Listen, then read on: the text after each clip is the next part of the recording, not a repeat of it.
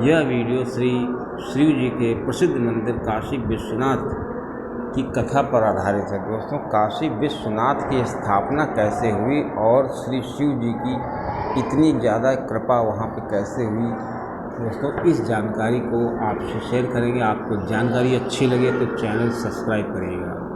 दोस्तों, बहुत समय पहले की बात है, श्री शिव जी ने जब विवाह किया उसके बाद भी श्री शिव जी अपने औघड़ प्रकृति के लिए फेमस हैं और वो इधर उधर पार्वती जी के साथ रहा करते थे, पर्वतों पे, जंगलों में। एक बार श्री पार्वती जी ने श्री शिव जी से कहा, अब मेरा विवाह हो चुका है, हम लोग एक गृहस्थ जीवन व्यतीत कर रहे हैं, अतः हम लोगों को कोई एक अच्छा सा घर बना लेना चाहिए। श्री शिव जी को बात समझ में आई। उन्होंने कहा, ठीक है, लेकिन मैं अपनी सोने की लंका तो रावण को दे चुका हूँ। तो पार्वती जी ने कहा, कोई और स्थान देखिए। तो श्री शिव जी ने स्थान देखना शुरू किया। आखिर में उनको काशी बहुत भाया। तो उन्होंने पार्वती जी से कहा, मैं काशी में अपना घर बनाऊंगा।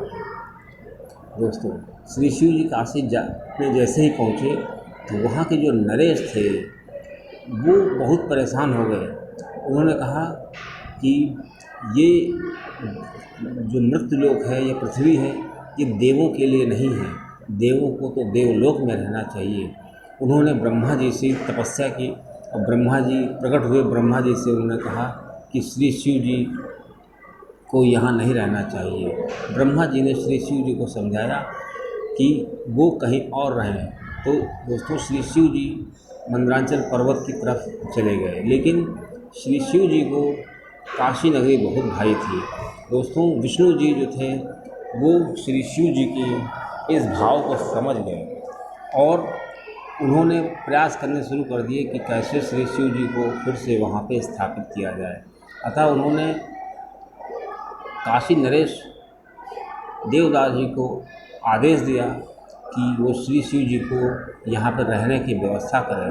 अतः शिव के गणों ने काशी को नरविहीन कर दिया और श्री शिव जी को वहाँ पे स्थापना के लिए बिल्कुल तैयार कर दिया। श्री शिव जी आए और उन्होंने वहाँ पे काशी विश्वनाथ के ज्योतिर्लिंग के रूप में अपने आप को स्थायी रूप से निवास किया। दोस्तों, इसीलिए श्री शिव जी की सबसे सुंदर जगह है और श्री प्रिय जगह है काशी विश्वनाथ में है। दोस्तों, तभी से इसका नाम काशी विश्वनाथ पड़ा। अब दोस्तों, एक कथा है कि श्री काशी विश्वनाथ की जो महिमा है उस पर आधारित है। दोस्तों, बहुत पहले की बात है, एक ब्राह्मण था, वो हमेशा काशी विश्वनाथ के शिवलिंग पर जल चढ़ाता था। और दोस्तों, ये सावन का महीना चल रहा है, इसमें इस कथा को और भी महत्व मिलता है। दोस्तों, इस कथा को पूरी सुनिएगा। दोस्तों, इस कथा के श्रवण मात्र से ही मनुष्य के सारे पाप नष्ट हो जाते हैं। दोस्तों, ऐसा वेदों में लिखा हुआ है। दोस्तों, श्री शिव जी की कोई भी कथा अधूरी नहीं सुननी चाहिए। और दोस्तों, ये जानकारी अच्छी लगे तो दोस्तों चैनल सब्सक्राइब करिएगा। दोस्तों, अगर श्री शिव जी की कथा को श्रवण करने से, सुनाने से और हामी भरने से भी पुण्य मिलता है, उतना पुण्य मिलता है जितना एक धाम में जाने से मिलता है। दोस्तों, गरीब ब्राह्मण डेली जल चढ़ाने आता था और सबसे आगे लाइन में खड़ा होता था और बस एक ही बात कहता था, मुझे एक पुत्र दे दो, मुझे एक पुत्र दे दो। दोस्तों, काफ़ी समय बीत गया तो श्री पार्वती जी ने श्री शिव जी से कहा, गंगा जी ने श्री शिव जी से कहा कि इसको आप पुत्र क्यों नहीं दे देते हैं।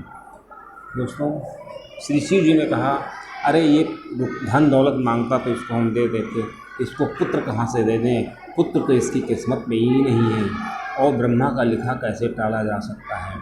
दोस्तों, तो श्री पार्वती जी ने कहा, कुछ भी करिए, ये डेली आता है और हमारा सच्चा भक्त है। श्री शिव जी ने कहा, ठीक है।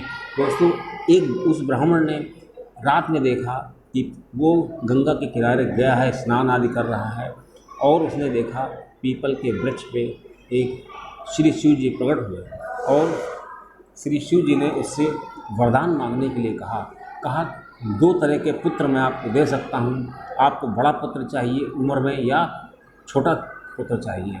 बस बड़े पुत्र की ये बात होगी कि जो बड़ा पुत्र होगा वो जुआ खेलेगा, चोरी करेगा, और जो छोटा पुत्र होगा वो कम उम्र में जो होगा वो 5 साल के बाद उसकी मृत्यु हो जाएगी। दोस्तों, जो ब्राह्मण था बड़े असमंजस में पड़ गया। उसने कहा मैं अपने ब्राह्मणी से पूछता हूँ। दोस्तों, जैसा कि होता है बिना पत्नी से पूछे पति कोई काम नहीं करता है। दोस्तों, ब्राह्मण ने ब्राह्मणी से पूछा तो ब्राह्मणी ने उसको सलाह दिया कि हम लोग छोटा पुत्र ही लेंगे और श्री शिव जी से कहो कि वो छोटा पुत्र दें। दोस्तों, उसने कम उम्र में जो छोटा बच्चा था वो स्वीकार किया, लेकिन उसकी मृत्यु 5 साल में निश्चित तय थी।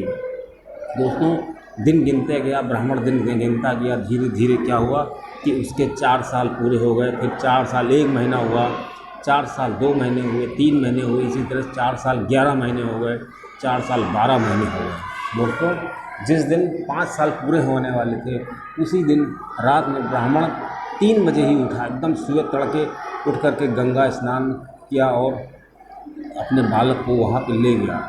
और दोस्तों, उस ब्राह्मण ने युक्त सोची, कहा अपने बालक से कि जो भी ब्राह्मण गंगा स्नान करके लौटे उसके चरण स्पर्श करो। दोस्तों, उसने ऐसा चरण स्पर्श करना शुरू कर दिया।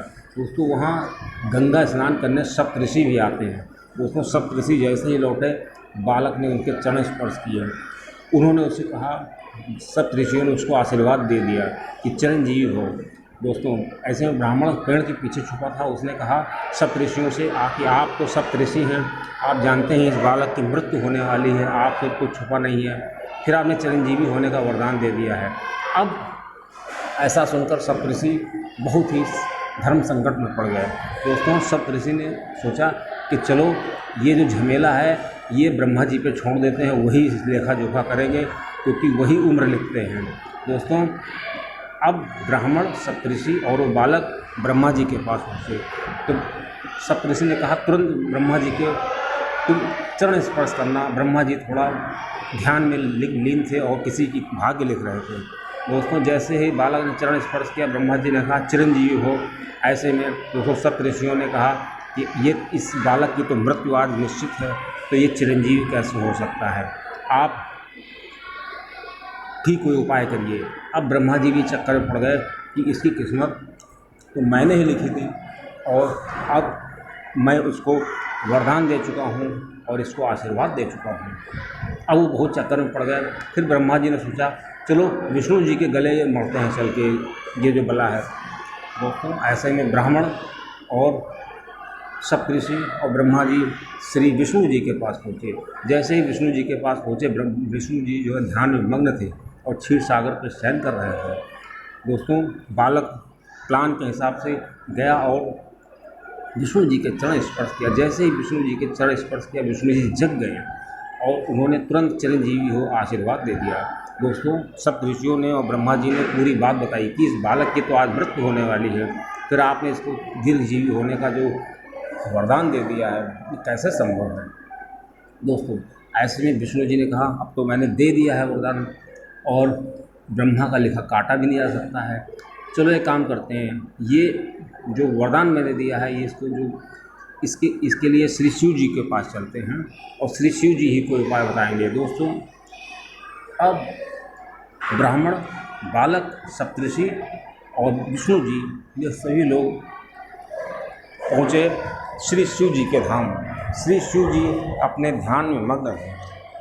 दोस्तों, श्री शिव जी ने जब देखा ये सब लोग आए हुए हैं, उन्होंने पूछा कैसे आना हुआ। ऐसे इतने में बस बालक ने श्री शिव जी के पैर स्पर्श किए, चरण स्पर्श किए। श्री शिव जी ने उसको आशीर्वाद दे दिया चिरंजीवी हो। अब सभी लोगों ने जो साथ में गए थे, सप्तऋषियों ने, ब्रह्मा जी ने और ब्राह्मण ने बताया कि इसकी तो मृत्यु होने वाली है और आपने आशीर्वाद दे दिया है, आपसे बड़ा कोई देव नहीं। तो श्री शिव जी बहुत चक्कर में पड़ गए।